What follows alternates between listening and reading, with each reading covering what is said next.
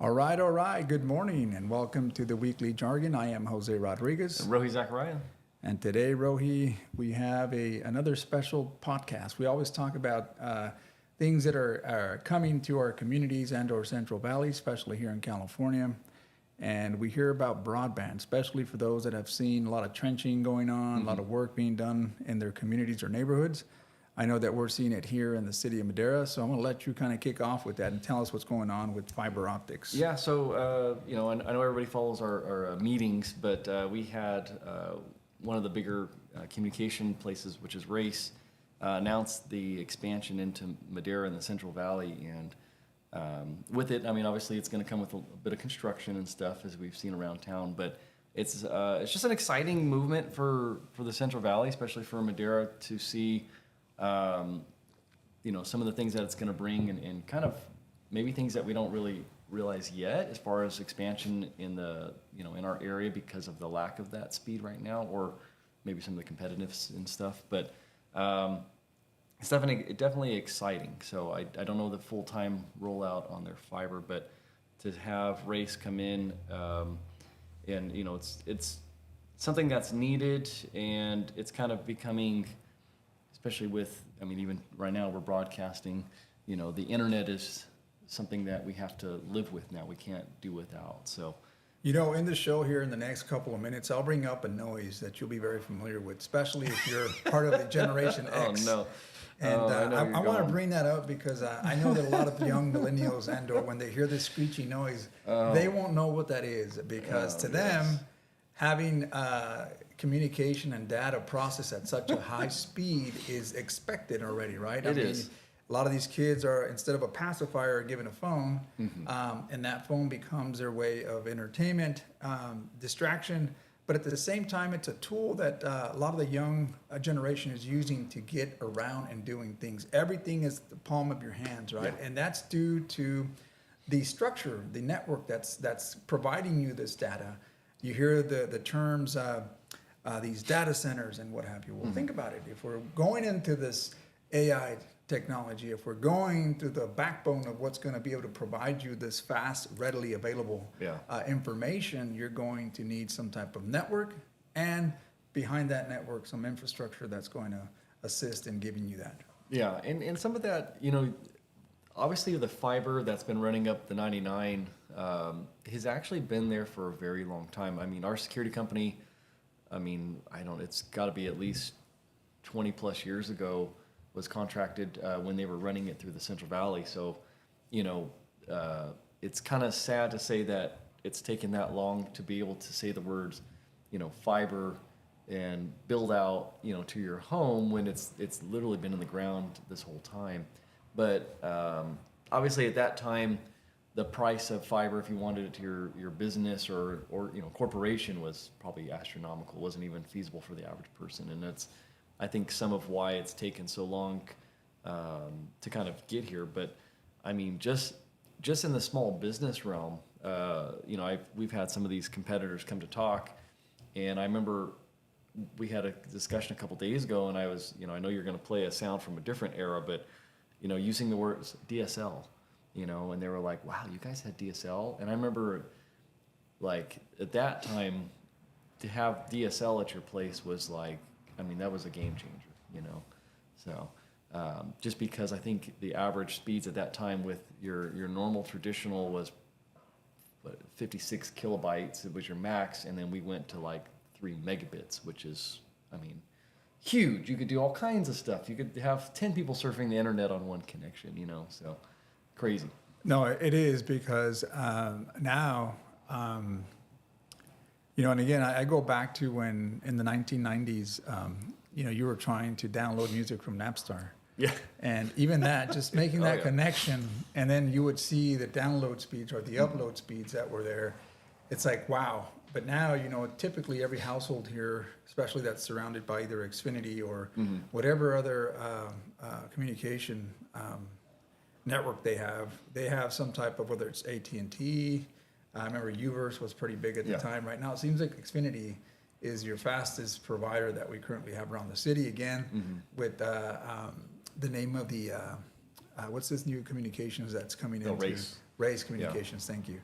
So I was watching them as they came through my neighborhood, and I mean, it's taken them a couple of weeks, but and they've hit a couple of lines, right? I mean, that came with it.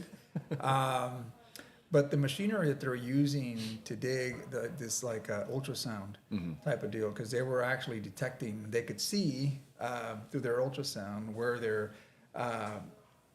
were tunneling to get that fiber in there. But they were doing it from one end of the street to the other, and carefully navigating through all the wires, pipes. Obviously, PG&E had to come in there, make their marks, and any other utilities. But I watched them get through it, and I go, hey, man, it's just how technology has changed. But again, the race to try to get this to people's homes, you start thinking about, well, look at how water was connected. Look at how railroads were connected. Look at how electricity was connected. And now here we are, where the simplicity of trying to get you like broadband, and that's it, right? I mean, there was a big push in the prior administration about pushing broadband, a lot of money with the Jobs and Infrastructure Act that was out there. Broadband was a component of that. And I know that the city had received some money to do that as well. So here we are, and we're in the new era of trying to make sure that we can speed up the way we get communication. Does that scare you a bit though? It can be. I mean, there's kind of a twofold that goes with faster speeds and connectivity. I mean, for one, like I did a speed test while we were waiting for this to get going here, and your speed test right now, you got a 125 megabit down, which is not great to today's standards. I mean, that's my cell phone will outpace you at that point. But Wow. There could be some restrictions. I don't know. Well, We don't thank know. you. Yeah. That just means that I'm probably not up to date on my speed. Yeah, then, huh? you might want to call Comcast and have a discussion with them on your account.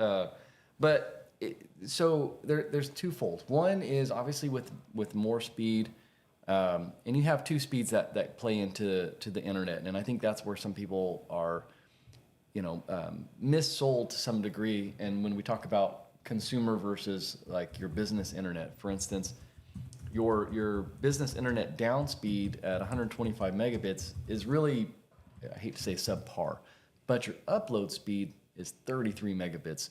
And upload speed is actually the more important thing. So like right now, our live stream being sent out from this location, it requires that faster upload speed. Or when if you're sending an email out, for instance, or you're uploading photos to Facebook, those are your upload speeds. And that is actually what I think more people run into, because on the consumer side, that's where Comcast will promise you, 1 gigabit down, and then but they don't talk about the up, because the up will be maybe 6, maybe 10, because they know the average individual is not really sending a lot of data out. They're receiving more. And again, that's going back to we consume, right? Versus the business is there to provide. So the scary part is when you start talking about cybersecurity, because there was a component to cybersecurity that, if a file is being transmitted to me, the speed of that internet, it takes a little longer, right? So my system has a little bit longer to process it. Now, you're talking about as we get faster, that in a blink of an eye, you can get a huge file downloaded and stored. And on the corporate side, this is where it gets scary, because this is where you see places like Sony and some of these large corporations where they get offloaded terabytes of data, right? And to put that in perspective, to steal a terabyte of data from maybe a computer you have here would take so long. You would be like, for probably the next couple of days at least, you would be like, why are we pinged out? Oh, just pull the plug, right? But in a corporation like that, where they have these huge upload speeds, it could be like an hour. Yes. And it's gone.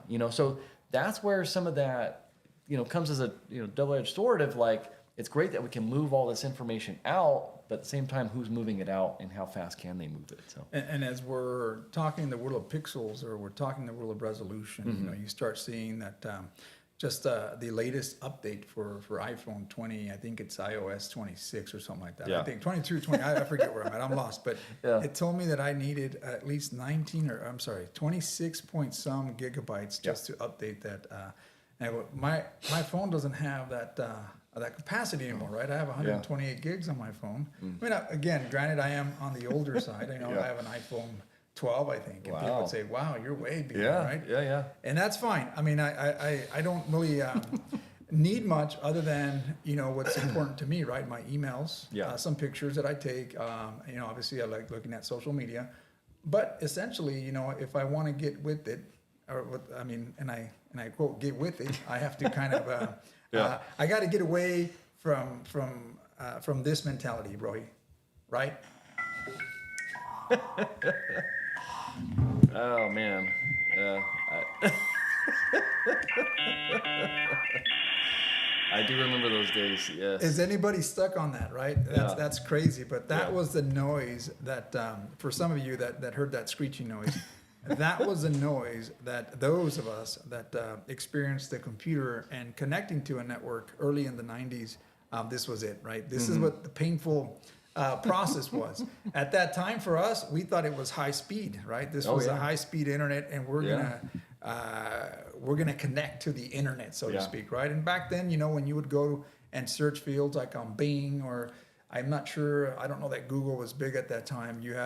I know you had Microsoft at that time, Explorer. There you go. Yeah. It was Microsoft Explorer, and there may have been other Netscape or other browsers that were available. But I recall when you try to find something, it wasn't like it is today. Today you have an array of just every single topic. Whoever makes it the top of Google, they'll give you their first listing. But anyways, it's crazy to see how this fiber expansion is going to change the dynamics of how we operate, especially in areas that were at one point considered disenfranchised or left out, rural communities that weren't getting high-speed internet. Well, now, you got something like Starlink, you got other different types of, back then I think Dish or AT&T provided some type of satellite internet. I don't know if that's still available or not, or what, but it seems to be the case with Starlink.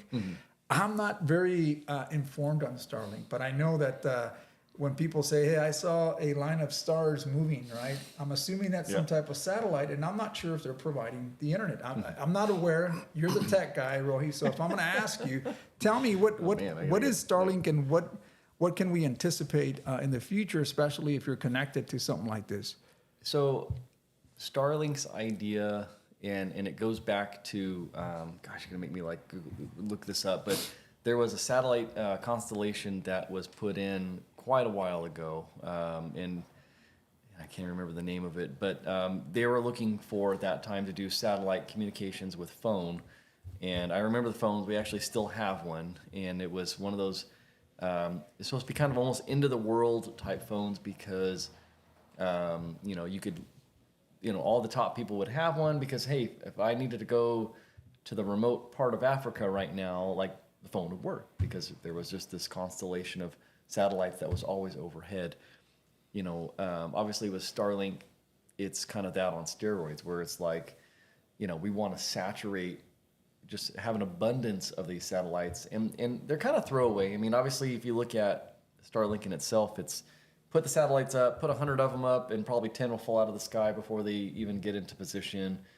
They're going to time out, they're going to have issues, they're going to fall, big deal, we'll just shoot, a bunch more up. But it's internet speeds come with a couple things that, again, besides just your speed, it's latency. So you got to think, your electrons that you're sending out, your radio waves, they're moving at the speed of light. It takes a certain amount of time from my position here into space, and then to bounce back to the location that it has to be routed, and then hitting essentially like a traditional internet source. So that's kind of your latency. So, there is, for me to send a message from me to the satellite back to you, for instance, even though we're 3 feet away from each other, there's a certain amount of latency time. So that's kind of part of why you might see quote unquote slow speeds, to say like I sent a message and it's like waiting.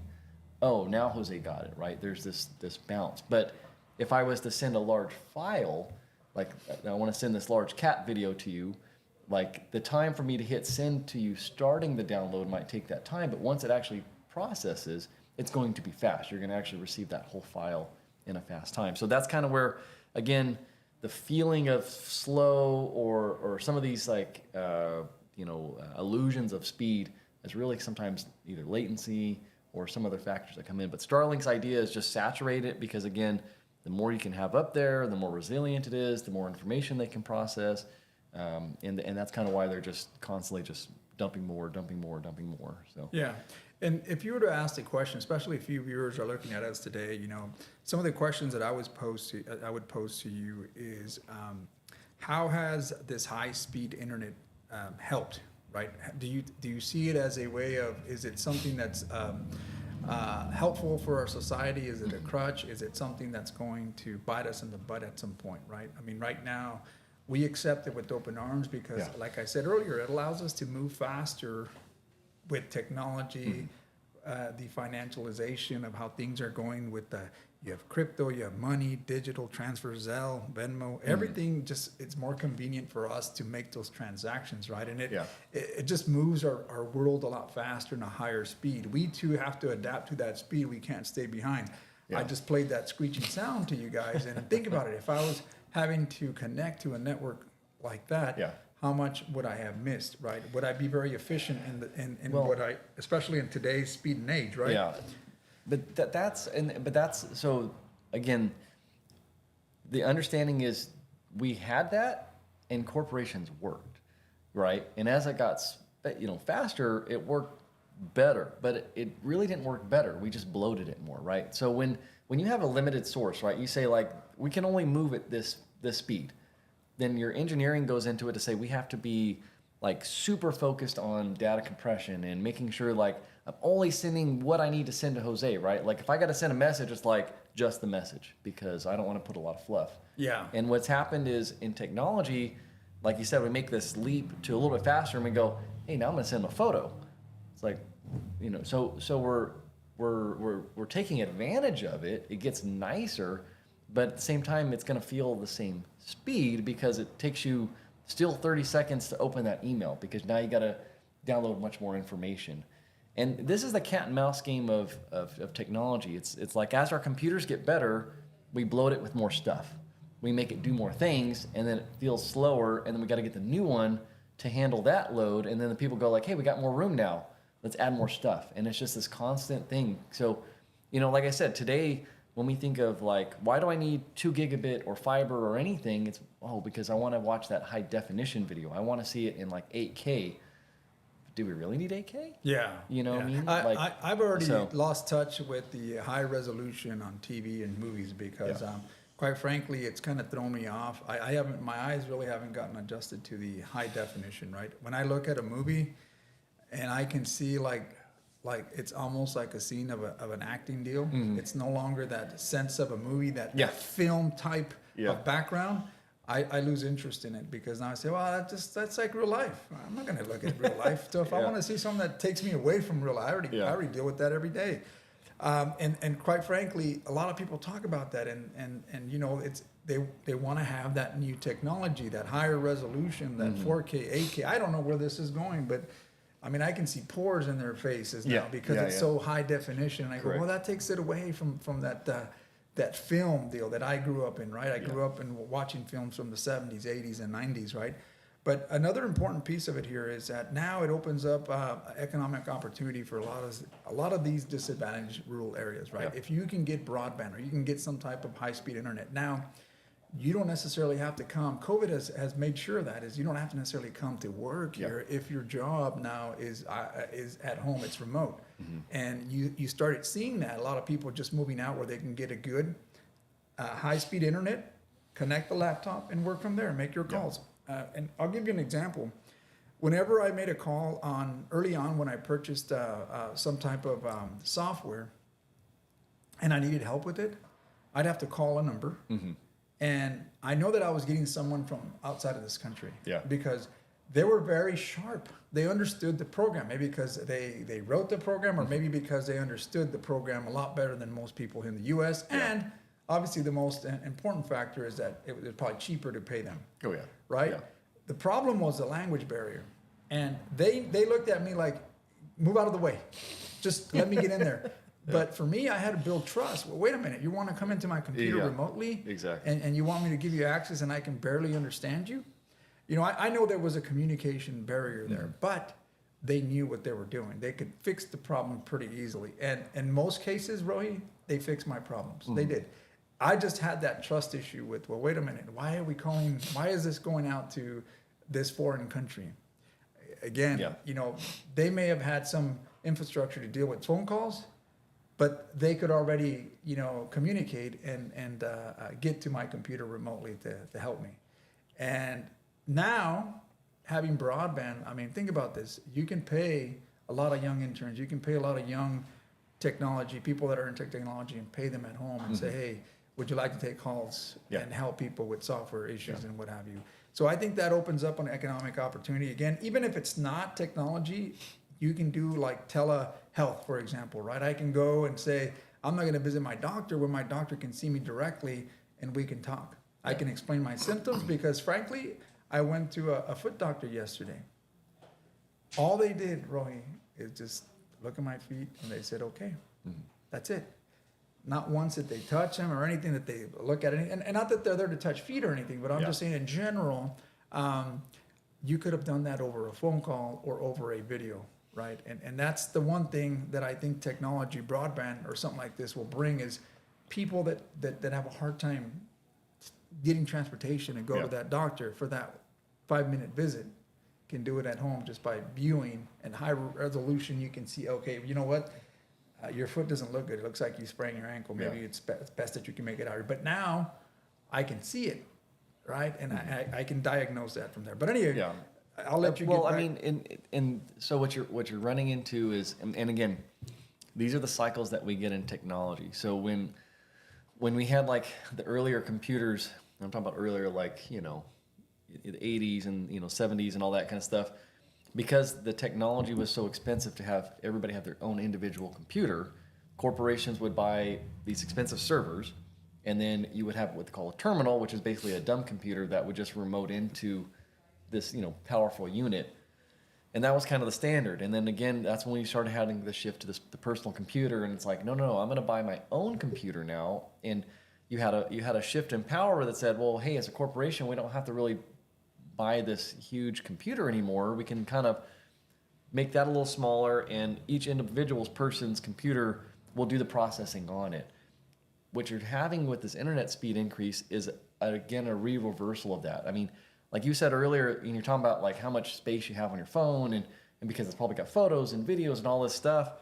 But if you can understand that if the connection between you and where those photos are stored is, let's say, infinite, like it's super fast, you don't actually have to have it there. You don't have to physically have that file anymore. Your computer can just become a screen. It can actually serve no information at all except connect to server X. And when I say I need this, server X does all the work. It presents the file. It gives you everything you need to know, just like you would do if you were doing like a remote desktop.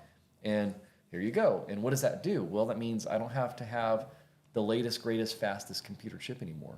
I don't have to have 128 gigs of space anymore. I don't have to. So this phone actually does less work, and now battery life is increased. It's more efficient. It's more efficient. Yeah. I have infinite space because I'm not actually storing it here anymore. I'm storing it magically into the cloud. And you're right, because what I am storing, Rohi, what I did see on that, it wasn't my pictures, it was the apps. Yeah. And the phone recognizes that if you're not using that app, it'll offload it just so that you're not taking up that space. Yeah. The pictures are in my iCloud, and that's another server that I pay for. Correct. Obviously, that's a Gotta good make business, money. right? Yeah. They got to make money. It's like $2.99 that I pay monthly, but it stores most of my pictures. So, like you said, on demand, if I have good internet, I can pop it up really quick. Said, hey, this is a picture from 2018. Kind of boom. Correct. And within seconds and sometimes minutes, depending on how big the file is, it'll bring it back and say, hey, here it is, Jose. This is the picture you took. Yeah. But you're right, and to think of that, phones are going to become a lot more efficient when you can delegate those responsibilities elsewhere, right? Well, and it's not just efficient. Again, we went and we were hanging around Best Buy this last weekend, and Best Buy, that's still alive? It's still alive in some areas. But they have all the new phones, and you get to play them and touch them. But it was looking at like all the new phones, like the new Apple and the Google, and they're talking about $1,000 plus for this. For a phone, you know what I mean? And you go and you look at the newest computer next to it is $1,000, and you're like, wait a minute, So if you can get to where the experience on your phone is near instant, Now the phone doesn't have to be $1,000. Yeah. The phone could be $100 because Yeah. all it is a screen with an internet connection. You know? Correct. So you can also, and that's what I'm talking about when you have those shifts, is when things start getting to a point where the consumer can't touch it anymore. I can't afford a $1,500 phone. And every 2 years buy a $1,500 phone. That next person, that forward thinker, is going to come out and say, well, wait a minute, here's a $200 phone. Well, how's it $200? Because we're going to provide you the service elsewhere. And it's just going to feel like it's here. The gaming industry is already doing that. A lot of the new handhelds that you have don't actually do any of the processing on hand. You're remoting into their servers, their backends, and you're playing this game, but you're not really doing anything here. It's doing some of the work. You're just buying a license. You're buying a license. Yeah, but most of the offloading, most of the graphics processing, everything, the heavy lifting is being now done by their servers for a fee, you know what I mean? But that's kind of the new model, right? It's about $2 a month, $5 a month, and I'm okay with that instead of $1,500 for this thing. Well, same thing with Netflix, right? I mean, you're no longer doing something that's hardware. It's a streaming app, right? You're paying for movies that you no longer get physically. Correct. You have a right to it when you subscribe, but you can't keep, you know, I mean, like before when you bought a DVD or you bought a CD, you bought it knowing that you have it there physically. It's yours. Here, if you don't pay for the subscription, then you no longer have it, right? You have, and it's cheaper sometimes for people to say, "Oh, I'm just going to subscribe and get it. I don't need to keep all this closet full of CDs and or video, VHS, whatever the case was back then." But you know, it's interesting, Rohit. I have to give you, these are all positives, but then let's talk about some of the cons just quickly, you know, because I do see this as it is public safety. Number one, you know, you're looking at everything, but now you look at your phones, you look at the Ring cameras, you start looking at the infrastructure that it takes to capture just about every single thing that's taking place. And it's scary. I was in Mexico City, and I got to tell you that even there, you have advancements of cameras and what have you. And everywhere you go, obviously, there's cameras. I'm not saying, I was concentrated in the central historic district, right, which, you know, obviously a lot of people, but there's cameras just about everywhere. Yeah. And we're not far away from where cameras are part of our lives now, right? Whether you're driving on your car, which already practically every new car has a camera through the rear, the front. Yeah. Now you have these cameras. You and I were talking about installing these cameras up front so that we can kind of see what's taking place. But Teslas, all these new cars probably have them already. Yeah. So, and I think about like, well, everything you do now, we go back to that Big Brother deal, right? And this isn't something to scare people. It's just something that that materialized when somebody had predicted this many years back. And that's a good example of, again, because wireless speeds and wireless internet it's getting faster, but it's not perfect. That's why you have like the cameras you're buying today. They have their own processing. They're doing a lot of the pre-thinking. They're doing the image detection, and then sending the alert to say, "Hey, do you want to look at me?" Because to have that constant stream of video from your wireless camera to like the people's back end, it would be too much. The system just can't handle it yet. But like you're saying, as internet gets faster and better, smarter, again, those cameras can now get dumber and go back to just hard stream it. Send it to the server. The server does all the image processing, again, offhand because it's on their system. But that's some of that, again, that the trade-offs that you get and these cycles that you go into is, you know, we want the cameras, but I can't send a live feed because it's too slow. Okay, the camera that's processing sends minimal data, you know, to where now, if everything is just connected, then you can just send this raw data, and it's good and bad. But the other point, you know, and obviously what we've seen with some of the installation going in, and we hear it all the time, is when you have an interruption. So when they cut that fiber cable, now there's nothing. You know, and we haven't had it here like that too bad, but you have whole towns just go down. Like there's nothing works. You can't pump gas, you can't get to the bank, you can't do anything because the first thing they say is, well, I can't get on the internet. Yeah. There's no connection. No, I've seen just small interruptions on that, but nothing major to where we've experienced something that big, Not here, right? No.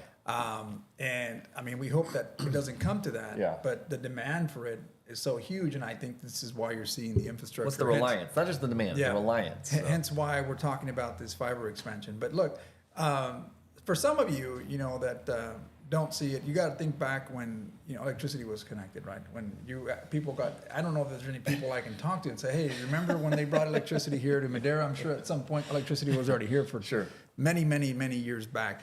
But as they were connecting folks, you know, people were like, okay, we finally got electricity, right? And this is no different. This is just you adopting to the higher speeds so that, I guess, for some of us, life can be a lot easier, not only through banking, processing, paying, because you still see some people at the check stand still making their payments through checks, you know, people that are old school. And I write checks only when I have to, you know, I'm giving something to a good charitable organization, or if I have to send a payment directly to the state or something. But other than that, you know, they have apps to pay them online. Everything is because of the expansion of how this fiber deal, how we can process and how we can become so efficient. So I know we're coming into 30 minutes, Rohi. Any last thoughts that you want to add before we?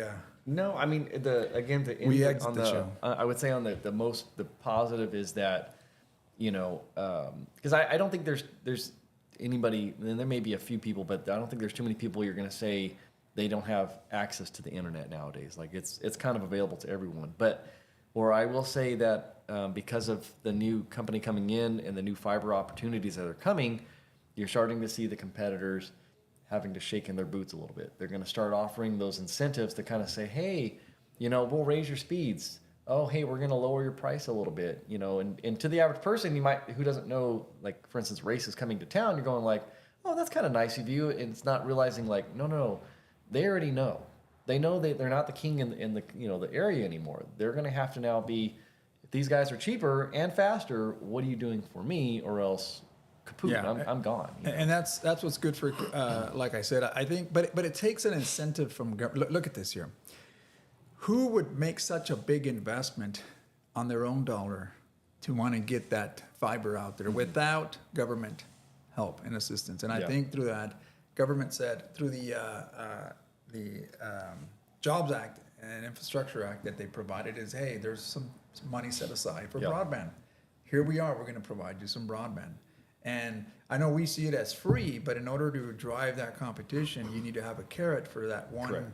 Raise Communications and or whomever private organization wants to jump on this, right? And they're willing to take the task and put the infrastructure, given that they have this incentive as well, because they're going to gain from it. And with us, it promotes more competition, hopefully lower prices in our internet. We all expect to have lower prices, but with inflation, Rohi, that's a whole different conversation. I think we can have that next week. But with that, we'll go ahead and sign off. Again, if you have any questions, comments, please feel free to chime in, give us your thoughts. We look forward to seeing you next week, and thank you again for watching the show.